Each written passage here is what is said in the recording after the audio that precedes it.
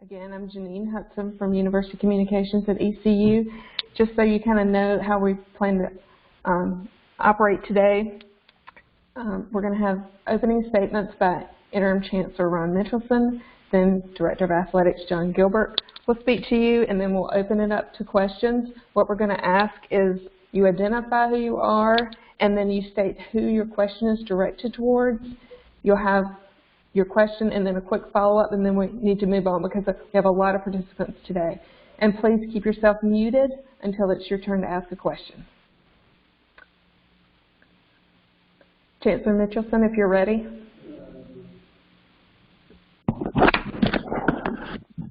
Thank you all for joining us this afternoon. More difficult business for us to conduct, and we want you to be well informed. As you know, COVID has affected all aspects of university finance, including athletics, and in May, decisions had to be made using information that we had at that time. Some things have changed since May. For example, now there is a vaccine on the way, and we're planning to welcome students back to campus for spring semester. While challenges remain, we are steadfast in our commitment to gender equity at our institution. And this return of 2 sports addresses that, along with the gender equity plan to be revealed no later than December 31st, 2021. We have made the institutional, I want to underscore, institutional decision to restart women's swimming and diving and women's tennis with an exact competitive start date yet to be determined. The gender equity plan that I just mentioned will allow us to assess, to monitor, and to enhance gender equity across our athletic programs. The plan gives us the opportunity to design our future. Gender equity is important to me personally, as the Interim Chancellor, as a university educator, certainly as a father, and now as a grandfather. Gender equity is important to our nation. We are committed to becoming a leader over the next years when it comes to providing excellent opportunities for all of our student athletes, both our sons and our daughters. So I now ask John Gilbert, Athletic Director, to provide his statement, and then we'll open it up for questions.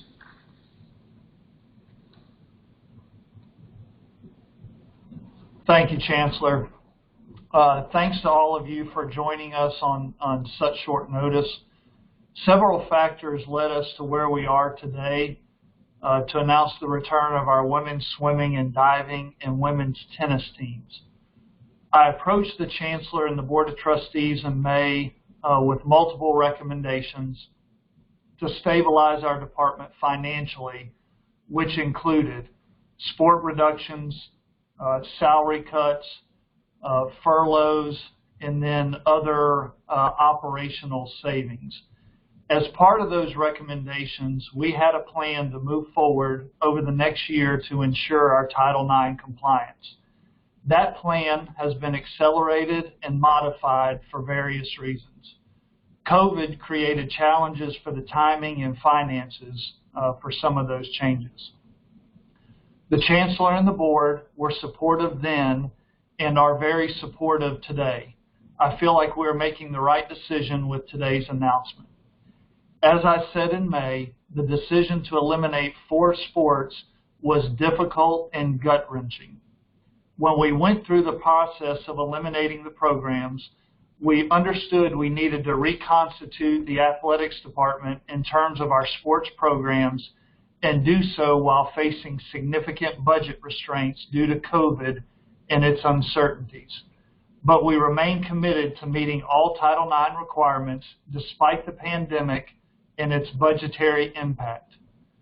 While we were able to partially address the unprecedented financial challenges faced by the department by announcing the cuts of the 4 teams in the spring, we knew then, as we know now, that compliance with Title IX and, more importantly, meeting our commitment to our female athletes would require more action. Prior to announcing the elimination of men's and women's tennis and men's and women's swimming and diving teams, ECU engaged a Title IX consultant to advise the university on how to best address ECU's compliance with Title IX while addressing the financial issues. As you are aware, Title IX compliance requires universities to meet one of the three-pronged tests. We must meet prong one, or working towards prong one with proportionality, to make sure that both our male and female students enrolled is proportional to our overall representation of our student body.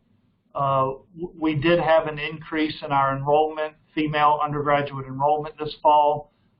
Part of meeting that proportionality is managing the roster sizes of both our men's and women's sports. This will be and continue to be an ongoing process for our coaches. That process has certainly been disrupted with the extra year of eligibility granted by the NCAA due to COVID. Equality in our athletics program and a commitment to compliance with Title IX are core values of this institution, our athletic department, and me personally. It's vital to the sustainability of ECU athletic programs that female athletes have real opportunities to compete in sports. Our commitment is to reinstate these two programs and continue to recruit student athletes at our university. As noted in the press release, we will work with the institution, a consultant, to develop this gender equity plan. This process of reinstatement will begin immediately. We will work to the hiring of staff, recruitment of student athletes, etc. I'll be happy to open it up for any questions at this time. All right, thank you both. I'm going to go down the list as I see them in our attendees list. So Kelsey O'Donnell, WNCT, you have the first question. I will unmute you now. Well, I'm going to try.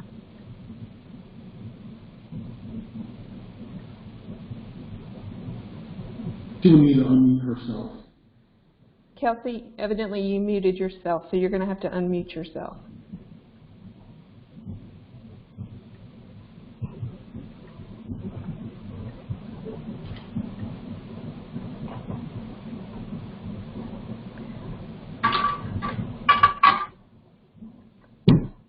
All right, while we're waiting for Kelsey, we will go to the next reporter, Stephen Babbitt, I guess, with the East Carolinian. Do you have a question? Hi, guys. How are these teams going to be funded if they were cut due to budget concerns in the first place? Well, certainly as it relates to our budget has not changed. We still have the same issues in May that we have today. Those have been exacerbated by COVID in the many revenue buckets that have been affected. We will work on funding these through our operating budget. We have done an extremely good job. I do think that both our staff and our coaches have done an excellent job of savings. I think between all the decisions that were made in the month of May, certainly the salary reductions, furloughs, operational budget savings, I believe to date we've saved north of $9 million in athletics, and so we've had significant savings. We still need to generate revenue, and that's where our issue is, but I am hopeful that that will be coming in the near future. Great, thank you. And I just would remind everyone, if you could, reporters, if you let us know who you're directing your question to, whether it's to the Chancellor or Director of Athletics. Ronnie, you're up next from the Daily Reflector. All right, I got one for the Chancellor and then a follow-up with John Gilbert. So I'll go to the Chancellor first. Since I know the letter in November was originally sent to you, in your opinion, if that lawsuit wasn't threatened from Arthur Bryant and that group, if that didn't happen, would we be here today? What role did that have in this happening? You know, it's a good question, Ronnie. We knew that we had to make adjustments. and roster management was going to be the primary tool. But it became clearer and clearer, even through self-scrutiny of the numbers, that because of increased a female proportion, and we're headed towards a 60-40 split, female and male, at the university level, that we were going to have difficulty doing that simply with roster management. So I think the adjustments were going to be more dramatic through time. I can't tell you if we'd be here today, but it could be. And then, John, from the athletics side, and when you look at maybe the competition, just looking at some numbers today, it's the men's swimming that has won the conference championships recently, and that side of it, I think it's been almost 20 years since women has won a conference championship in 2003. Is that a factor? Or, you know, what I'm getting at is the Title IX more of the over and exclusive factor compared to actual competitiveness in bringing the women back, but not the men? Well, we knew that we needed to provide additional opportunities for our female student athletes and our female population. And obviously, as I mentioned in May, specific to the swimming programs, the respect that I have for what our coaches and swimming alumni have achieved, in the history of our men's swimming program. But this specifically was related to providing additional opportunities for our female student athletes.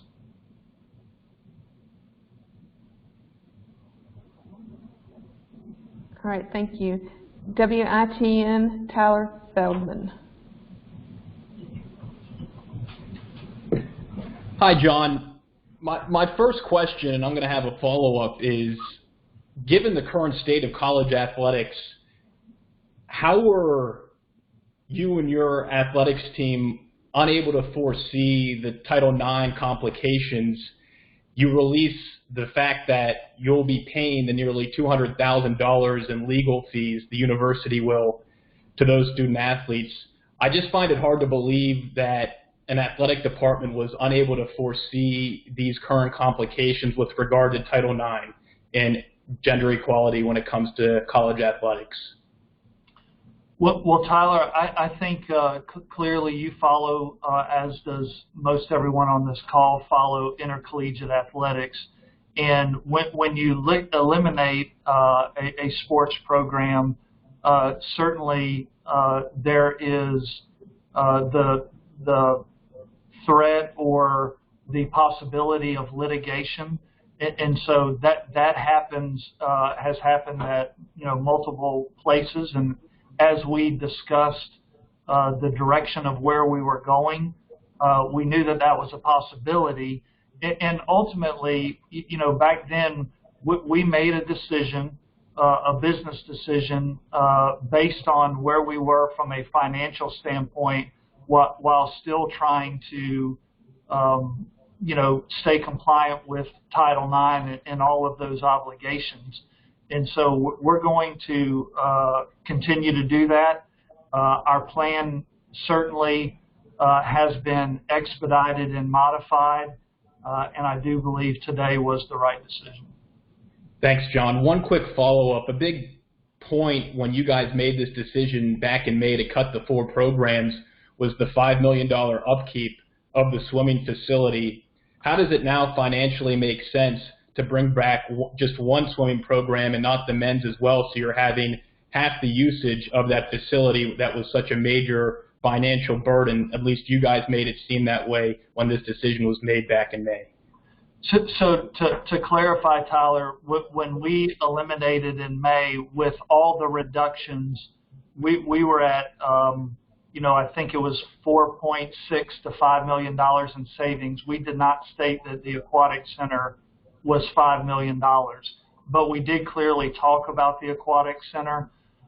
When we did this in May, we were working with the Title IX consultant to begin the process of a gender equity review. And so we will follow down that gender equity plan that will be a public document that our institution will use to serve as a roadmap on maintaining our compliance with gender equity.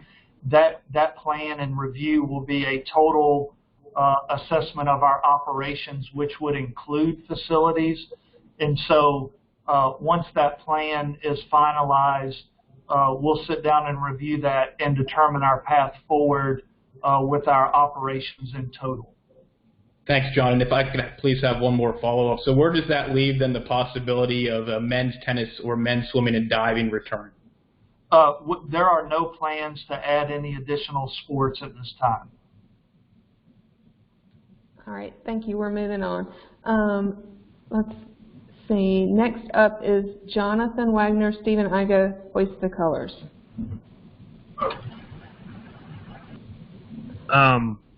John or Chancellor Mitchelson, at this point, would you guys consider the possibility of cutting another men's sport to make up for adding the women's sport back, or is that off the table at this point? That is not an option at this time. Okay, and as a follow-up to John, the coaches who were leading these programs when they were initially cut, will they be considered for to lead the programs going forward?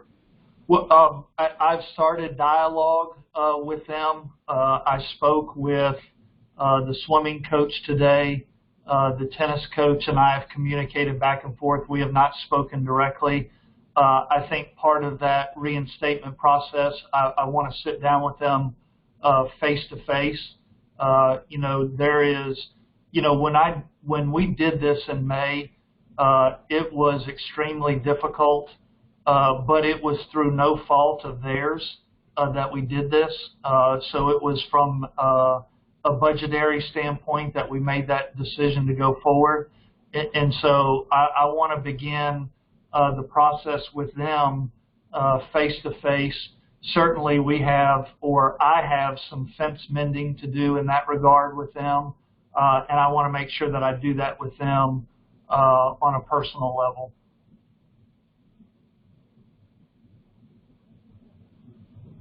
All right, thank you. Let's see, next up is going to be Pirate Radio. You're unmuted, so ask your question, please.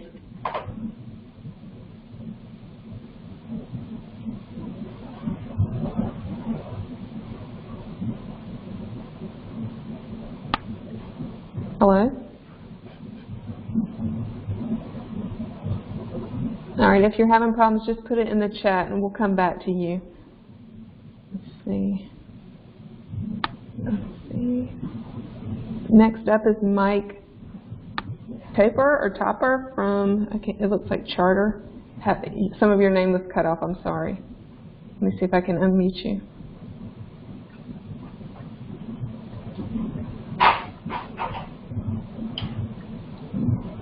Mike, are you there?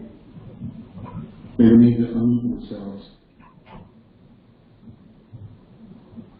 All right. We will move on to Kate Murphy. Let's see if Kate Murphy is unmuted. All right, Kate. Hi. So I just had a question about, to kind of clarify, I guess for either one of you, how much these two teams, the cuts of these two teams, were expected to save, and where or how that money will be made up. So when we eliminated the 4 programs, we had a savings of about $2.6 million. We'll reinstate the 2 women's teams. It'll leave us with a savings of about 1.2 plus million. So we'll have certainly some operating costs for both the women's teams on swimming and tennis.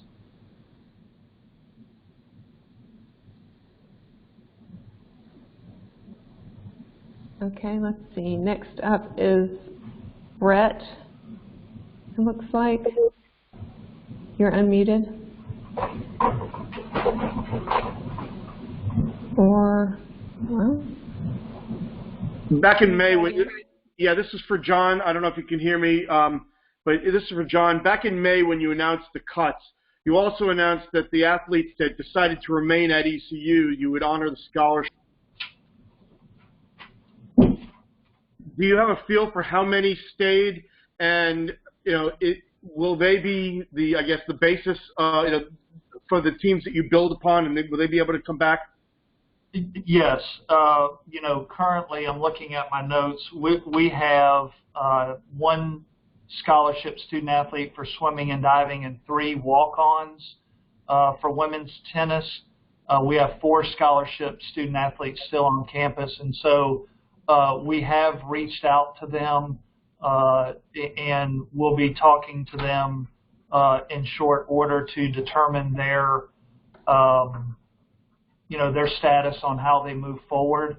And so certainly once we speak with head coaches and make formal hires in that regard, the head coach would determine how all of those student athletes proceed. My anticipation is that we'll begin competition in the fall of 2021 is when that would begin. So next, the beginning of next semester, next school year. So as a follow-up, would you then consider this basically not necessarily a restart, but starting from scratch, these programs? Well, I clearly, we can discuss the semantics of it all. That there's certainly some student athletes that are here, some that are not, and I think the head coach will be involved to help determine what that looks like. Great, thank you. Next up is going to be Joey Chandler from the Star News. You should be unmuted. In terms of the funds, the attorney fees that will be paid, where will that money be coming from to pay for it, and why was the decision made to pay those funds? Well, I'll chime in. We'll use institutional trust fund money to make sure that those are paid. The decision to pay that is part of the settlement, and we do believe that overall the settlement is a good thing for this university. In lieu of a settlement, litigation is considerably more expensive.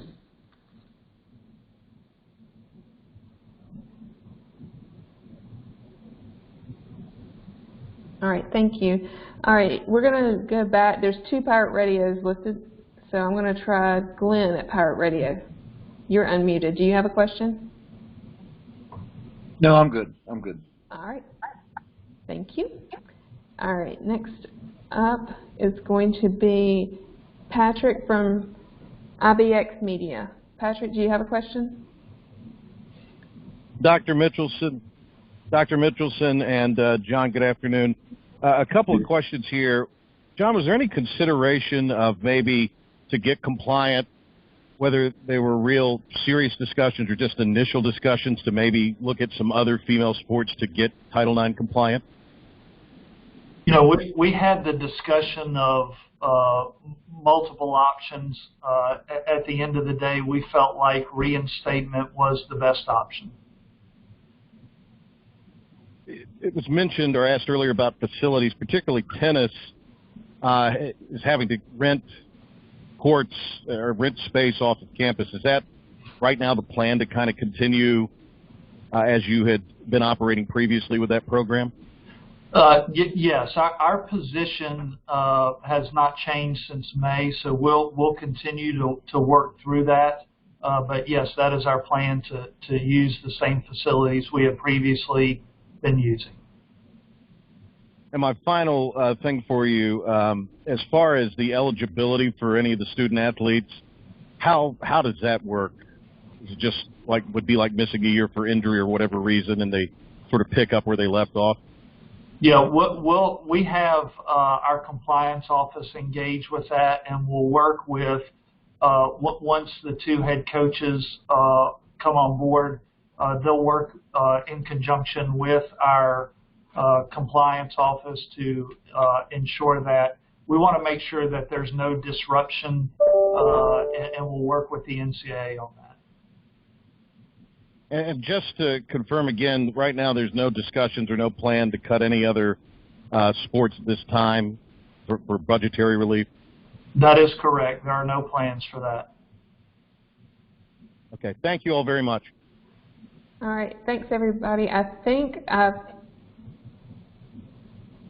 seen every reporter on the line. If not, put your name in the chat. And we had one reporter who said he had to leave. So I think we hit everybody. I'd like to thank Chancellor Mitchelson and AD Gilbert for making time today to speak to you all. And I don't see anybody who's flagging me down in the chat, so I think we're going to wrap this up. Thank you, everyone. You. Thank you. Thank you. Thank you. Thank you very much.